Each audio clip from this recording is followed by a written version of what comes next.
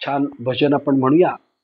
शक्य असेल तर डोळे मिटून म्हणायला हरकत नाही, नाहीतर डोळे उघडे ठेवून सुद्धा म्हटलं तरी हरकत नाही. डोळे हे आपल्याला माहिती आहे पंच ज्ञानेंद्रियांपैकी एक प्रखर असं आपलं इंद्रिय आहे. त्यामुळे डोळे मिटले की आपोआपच आपलं जे काही मन इतस्ततः धावतं, ती बाह्यगामी बहिर्गामी अशी जी काही धाव आहे ती हळूहळू कमी होत थोडस अंतर्मुख व्हायला सुद्धा आपल्याला नक्कीच मदत होते. तर एक सुरुवातीला छान भजन म्हणूया, थोडं थोडं सांगतो तसं म्हणूया. मिटलेल्या डोळ्यासमोर विठ्ठलाचं किंवा ज्ञानोबांचं, तुकोबांचं, रामाचं, कृष्णाचं जे काही आता आपलं आवडतं रूप आहे ते आणूया आणि त्या रूपाशी आपण अगदी एकाकार होत आहोत अशी भावना मनामध्ये ठेवून अगदी पूर्ण श्रद्धेनी, भावभरल्या अंतःकरणाने आणि अगदी आनंदाने असं आपण एक पद छान मी सांगतो तसं म्हणूया.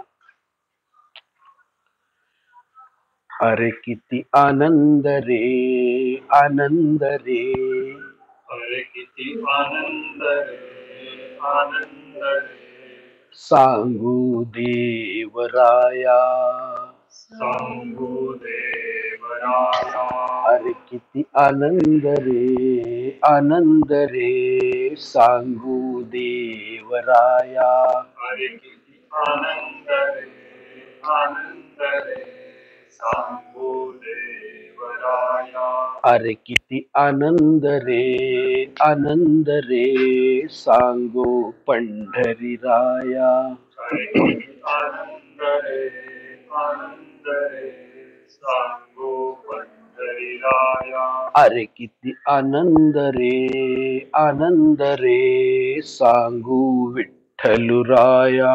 अरे किती आनंद रे, आनंद रे, सांगू विठ्ठलराया.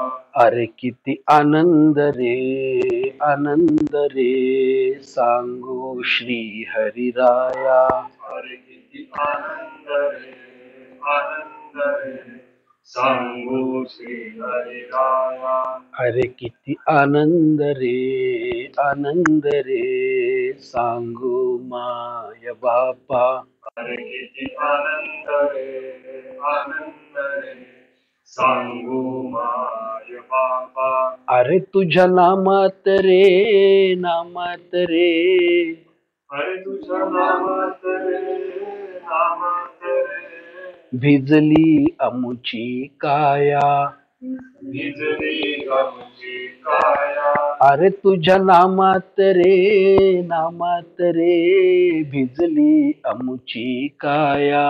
अरे तुझ्या नामात रे, नामात रे, भिजली आमची काया. अरे किती आनंद रे, आनंद रे, सांगू विठ्ठलराया. अरे किती आनंद रे, आनंद रे, सांगू विठ्ठलराया. डोळे तसे शांत मिटलेले ठेवूया. त्या पांडुरंगाच्या नुसत्या नामस्मरणामध्ये, विठुरायाच्या नामस्मरणामध्ये इतका आनंद भरलेला आहे. आणि म्हणूनच आपल्या सगळ्या संतांनी सुद्धा नेहमीच नामाचं महत्व, नामाची जी अवीट गोडी आहे त्याचं महत्व आपल्याला वेळोवेळी सांगण्याचा, अगदी पोटतिडकीने पटवून देण्याचा कायमच प्रयत्न केलेला आहे.